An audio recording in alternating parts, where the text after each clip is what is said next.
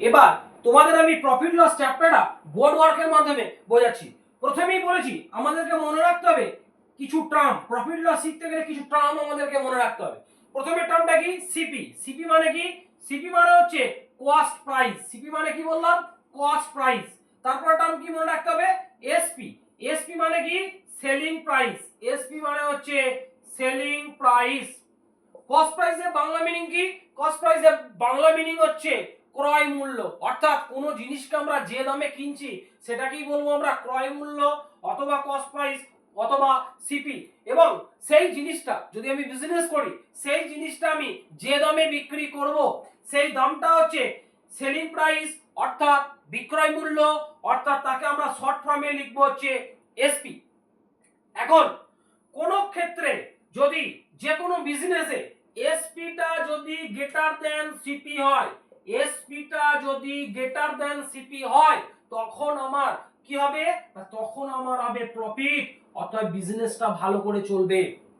যে কোনো জিনিস, ধরো তুমি একটা মোবাইল কলকাতা থেকে কিনে এনেছো, তোমার বাজারে ধরো একটা দোকান আছে, তুমি ধরো একটা যে কোনো একটা মোবাইল কিনে এনেছো 20,000 রুপিসে, তাহলে কলকাতা থেকে যে দামে কিনে আনলে সেই দামটা কিন্তু হচ্ছে কস্ট প্রাইস। কত রুপিস বললাম কিনে এনেছো? 20,000 রুপিস। এখন সেই মোবাইলটা ধরো তোমার বাজারে দোকান আছে, সেই মোবাইলটা সেই যেদিন নিয়ে এসছো তারপর দিন তুমি বিক্রি করতে চাইছো, নিশ্চয়ই বিক্রি করার সময় তুমি ওর যে মোবাইলে কভারের দামটা কিন্তু বা মোবাইলের যে সেলিং প্রাইসটা রেখেছো কখনোই সেটা 20,000 এর কমে রাখবে না, তাহলে কিন্তু তোমার বিজনেসে লোকসান হবে। তুমি কি করবে? তুমি যে দামে কিনে এনেছো তার থেকে বেশি দামে তুমি সেই মোবাইলটা তুমি বিক্রি করবে, ধরো সেটা 22,000 হতে পারে। তখন তোমার তাহলে প্রফিট কত হবে? না তুমি কিনে এনেছো কত দামে? কিনে এনেছো যে 20,000 রুপিস, অর্থাৎ সেটা হচ্ছে কস্ট প্রাইস, আর জিনিসটা বিক্রি করছো কত? সেলিং প্রাইস কত? না 22,000 রুপিস। এখন আমাদের প্রফিট ইকুয়াল টু কি হবে তাহলে? না প্রফিট ইকুয়াল টু হবে SP minus CP, OSP minus CP. প্রথমেই দেখো আমার যে এসপিটা বলেছি কখন প্রফিট হয়?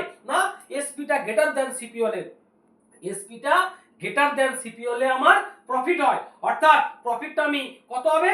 এসপি বলেছি 22,000, সিপি বলেছি 20,000, তাহলে নেট প্রফিট কত বেরোলো? না নেট প্রফিট আমার বেরোলো হচ্ছে 22,000 মাইনাস 20,000 মানে হচ্ছে 2,000। অর্থাৎ কোন ক্ষেত্রে যদি এসপিটা গ্রেটার দ্যান সিপি হয় সেক্ষেত্রে কিন্তু আমার প্রফিট লাই করবে, অর্থাৎ এসপি মাইনাস সিপিটা হবে, এটা আমাদেরকে মনে রাখতে হবে।